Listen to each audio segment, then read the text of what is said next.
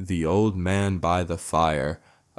There's a school in England called Brookfield. It has stood for centuries through wars and storms and the quiet passage of time.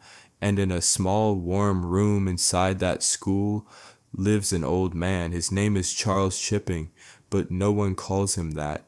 To the whole world, he has always been Mr. Chips. Today is a special day.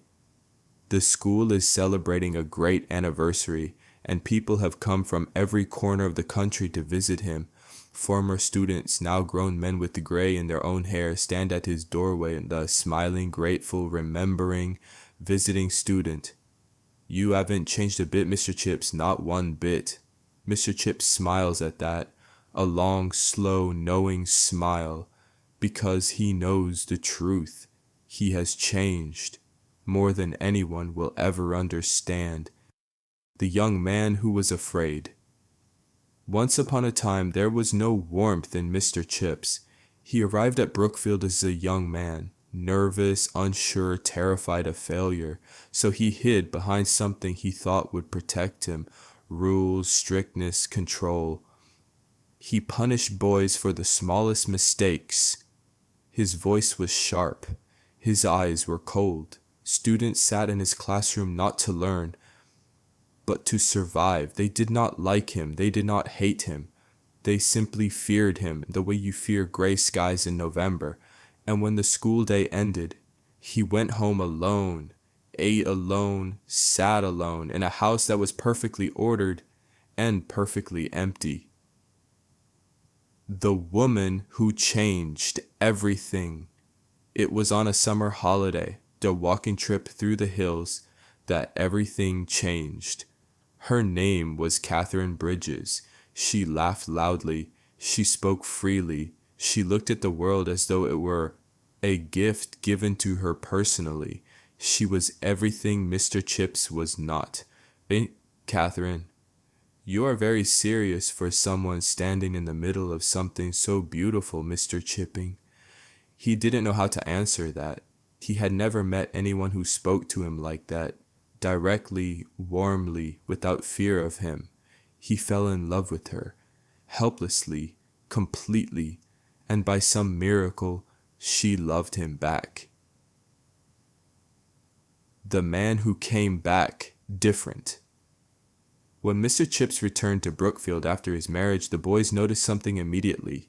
He smiled. He made a joke, the real one. And the whole classroom laughed with him, not at him. He listened. He was patient. He cared. Catherine had taught him something no textbook ever could, that a teacher's greatest lesson is not what he teaches, but how he makes his students feel. For the first time in his life, Mr. Chips was happy. What love leaves behind. But happiness, like all things, is fragile. Catherine died in childbirth, the baby too.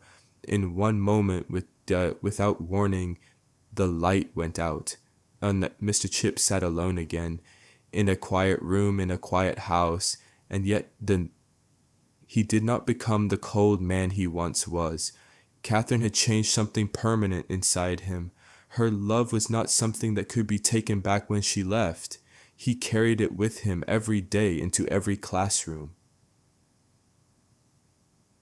A father to thousands. In the years that followed, Mr. Chips became something rare. He became the kind of teacher that boys never forgot.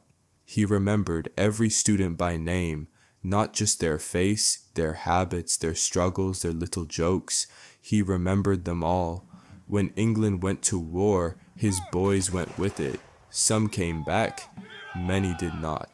He would read their names quietly to himself in the evenings. A long list of bright young men who had once sat in his classroom, restless and full of life. Mr. Chips, I have had thousands of sons, and not one of them has ever disappointed me.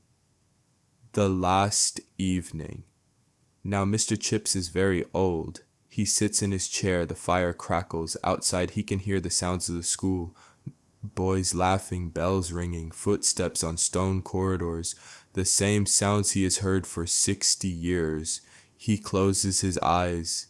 He has never been wealthy. He's never been famous. He will not be remembered by the whole world, but he will be remembered. In every man who ever sat in his classroom and learned not just Latin, but patience, discipline, kindness, the quiet dignity of trying your best. He gave them that. He gave them himself, Mr. Chips. I think I have had a good life, a very good life indeed. Goodbye, Mr. Chips. Thank you for showing us that the greatest things a person can leave behind are not buildings or books or gold, but the quiet mark of kindness pressed gently onto the hearts of those we teach.